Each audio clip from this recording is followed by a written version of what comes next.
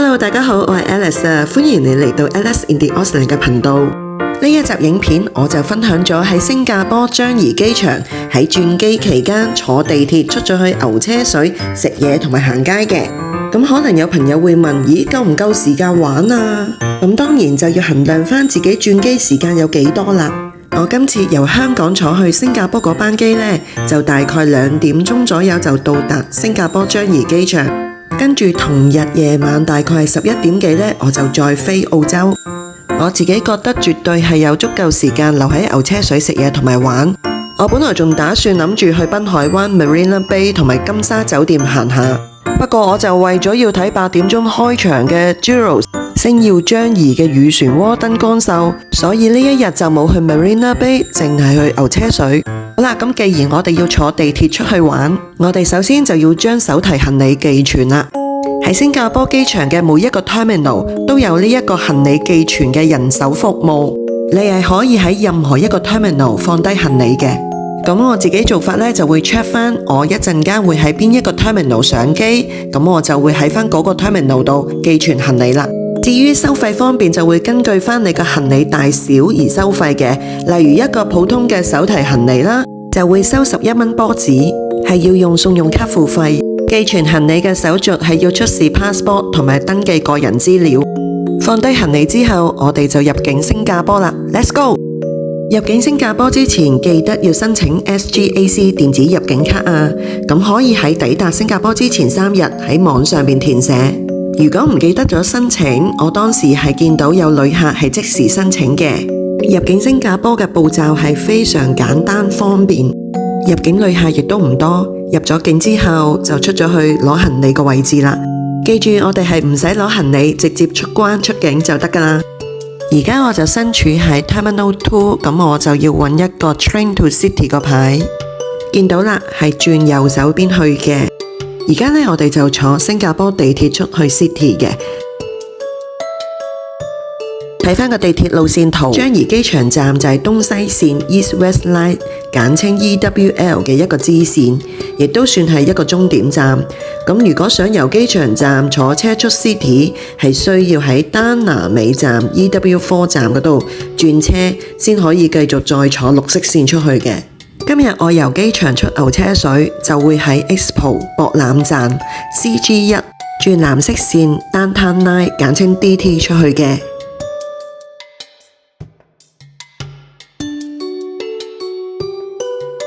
大約行咗5分鐘左右，就嚟到樟宜機場地鐵站，跟住用有 PayWave 功能嘅信用卡入閘。我哋係會坐一個站去到 Expo 博覽站，跟住就轉坐藍色線。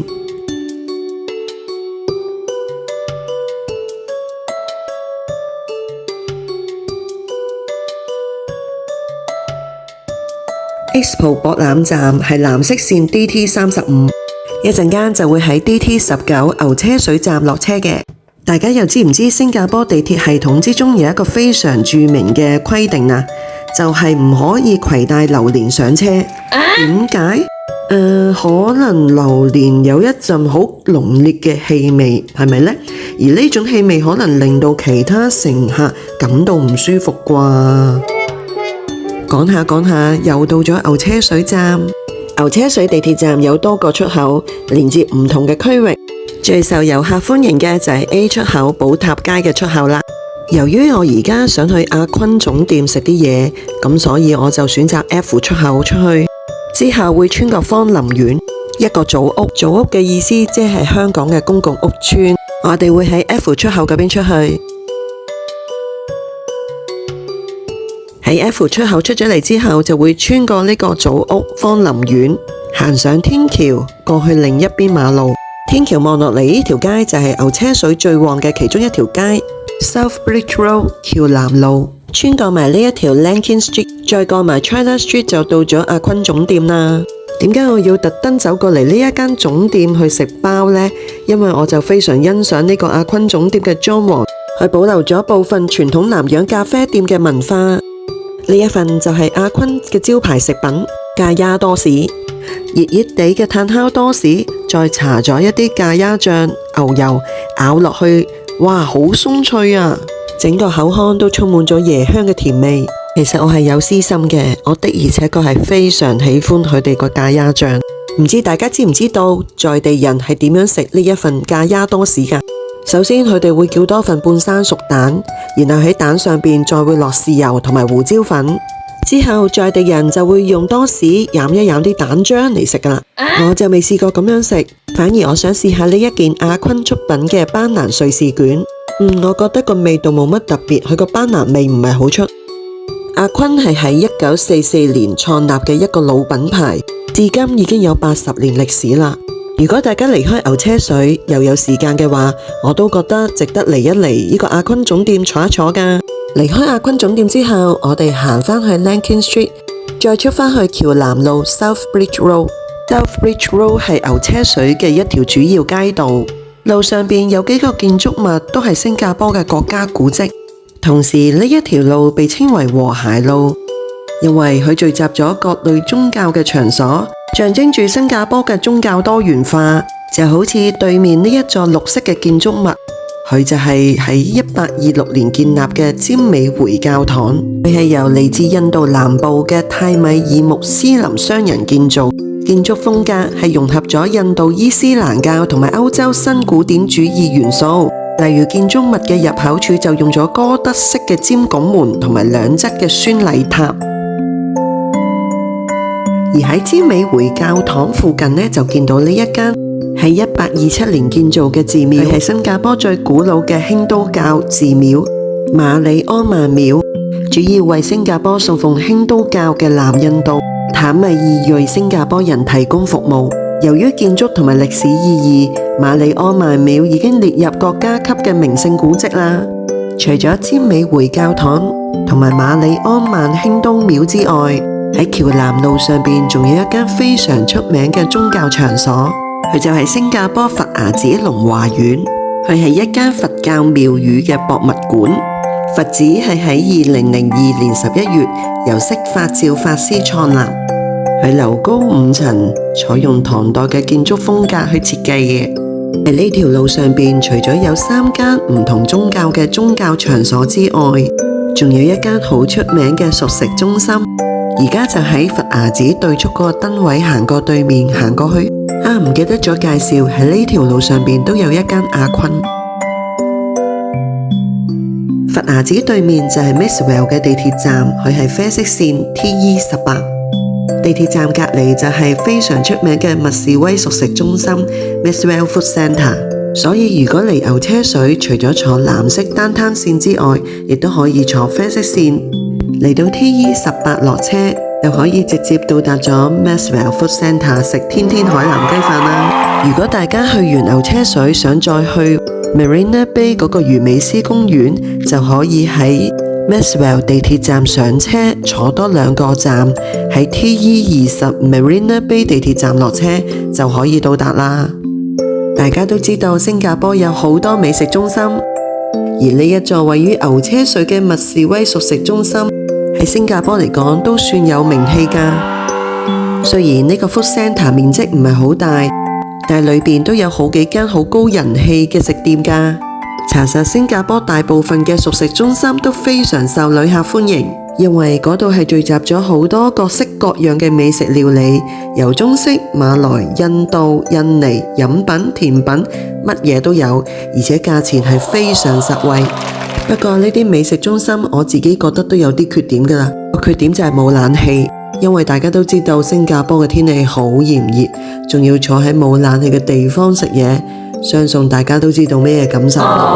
仲有一樣嘢可以分享嘅，就係熟食中心嘅食店係唔會提供紙巾嘅。如果大家嚟熟食中心食嘢，就記得要帶紙巾，同埋喺繁忙時間亦都可以用紙巾嚟霸位。喺呢一個熟食中心裏邊，最高人氣嘅攤檔就一定係呢一間天天海南雞飯。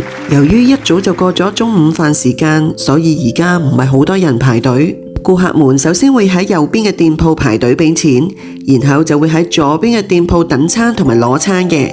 係咪真係咁好食呢？我自己曾經食過，我就覺得係唔錯嘅。我哋大家都知道啦，食雞肉最驚呢就係咬到啲雞肉係好柴同埋好乾。但係天天海南雞呢，就一啲都唔會喎，佢保留咗雞肉原有嘅彈性同埋水分，仲會有淡淡嘅雞油香。不過我最中意、最欣賞嘅就係嗰碗淡黃色用雞油煮出嚟嘅飯，呢個香油飯真係不得了，一入口就有好重嘅雞香味，淨係食個飯都停唔到口啊！再撈埋佢哋自家製嘅橙色辣椒醬一齊食，哇！呢個味道實在太好食啦！由於我之前已經食過天天海南雞飯，今日就唔食啦，因為我今日要留個肚食涼野菜同埋另一間鋪頭嘅雞飯。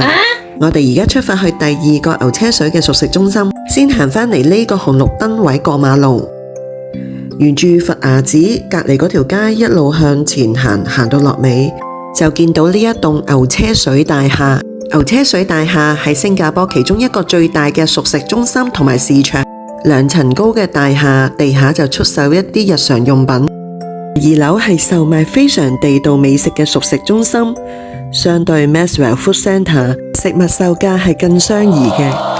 都係啦，每一個熟食中心嘅唯一缺點就係冇冷氣。由於呢個熟食中心嘅樓底唔係好高，所以坐得耐呢度都比較悶熱。呢個熟食中心擁有超過260個攤位，絕對係探索新加坡著名街頭美食文化嘅好地方。無論係炒粉麵飯、海南雞飯、海鮮、點心、甜品，你都可以喺呢個牛車水大廈2樓嘅熟食中心一一揾到。我又揾到我想食嘅嘢啦！我未試過涼野粽，我今次嚟就係想試下涼野粽係乜嘢味。咦，傳統嘅涼野粽其實外形係有啲藍色嘅噃。涼野粽所用嘅糯米喺包粽之前係會使用蝶豆花染藍，所以色澤帶藍就成為涼野粽外形上最大嘅特色啦。喺馬來西亞，涼野粽又被稱為藍粽，佢哋同其他粽係有啲唔同嘅。不過再問返，原來喺新加坡食嘅涼野粽都係以普通色為多，藍色嘅涼野粽就比較少見。我覺得涼野粽同埋普通嘅鹹肉粽味道係有啲唔同嘅，咁佢主要就係偏甜同埋帶啲微辣，香料味係好重嘅。原來主要秘訣呢，就係佢哋加咗新鮮嘅芫茜籽同埋白胡椒粒所磨成嘅香料。我自己都幾中意個味道，因為甜甜地又鹹鹹地，仲要少少辣。跟住我就想試下涼野菜嘅小食安珍手工薄餅。佢哋係自1958年以嚟以手工製作薄餅聞名嘅家族企業，已經擁有60幾年嘅歷史㗎啦。佢哋嘅獨家秘方新鮮製作，手藝傳承已經4代人啦，味道清爽美味，非常開胃㗎。每一日都手工製作好啲餅皮，之後喺餅皮上邊搽上一啲秘製醬汁，再放滿花生粉、脆角、豆芽、生菜、雞蛋、蘿蔔等等，最後就用餅皮捲起啲配料，之後再切開一段段。呢個小食值得試下㗎。仲有一樣嘢要提提大家嘅，食完嘢之後就要將個托盤同埋啲餐具歸還，仲要清理埋台面嘅垃圾，先可以離開。呢個就係牛車水大廈嘅外形。今日我冇試天天海南雞飯，但係我想試另一款雞飯。究竟想食乜嘢雞飯呢？就係呢個啦，就係呢一間啦。佢係世界上首間小販榮獲米其林1星。今次就係特登想試下佢哋嘅招牌食物油雞飯。大家見到係咪都流晒口水呢？油雞嘅雞肉呢，唔係好柴口，但就冇想象之中咁幼嫩，醬汁入咗去啲雞肉度，所以啲雞肉係都幾好味。仲有就係我好中意食嗰啲豆豆，而淋喺飯入邊個特製醬汁呢，有啲似瑞士汁，但我唔肯定。我自己覺得係唔錯，當然有啲朋友會覺得普通咗啲啦。至於需要改善嘅地方，我就覺得個菜就少咗啲啦，得一條。如果大家想喺牛車水有冷氣嘅餐廳食飯，價錢又唔想太貴，而食物雖然唔係話好驚喜，但係都唔錯，咁 Hawker Chan 係值得推薦嘅。佢正正就係喺牛車水大廈隔離嗰條街嘅啫。食完飯之後就會途經手餸街行返去牛車水地鐵站㗎啦。我覺得呢度手餸街嗰啲手餸嘅價錢都唔係好貴，不過每一間鋪頭嘅價錢有少少出入，咁自己夾價啦。如果需要買肉乾嘅話，林志源同埋美珍香都係喺呢個位置嘅附近。至於胡振龍浴缸呢，就喺佛牙寺嘅隔離嗰條街。我哋又坐返地鐵藍色線返去機場。我哋都係去返博覽站嗰度轉車。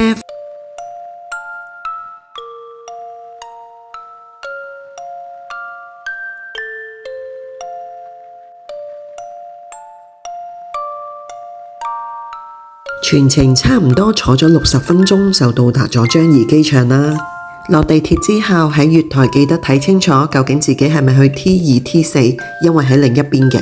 而家我哋趕住去 Jewel 睇嗰個燈光表演，佢係8點鐘舉行，都需要用咗差唔多10分鐘時間行呢條隧道㗎。哇，好彩趕得切睇到呢個燈光 show 都幾值得睇㗎，喺現場睇都幾震撼。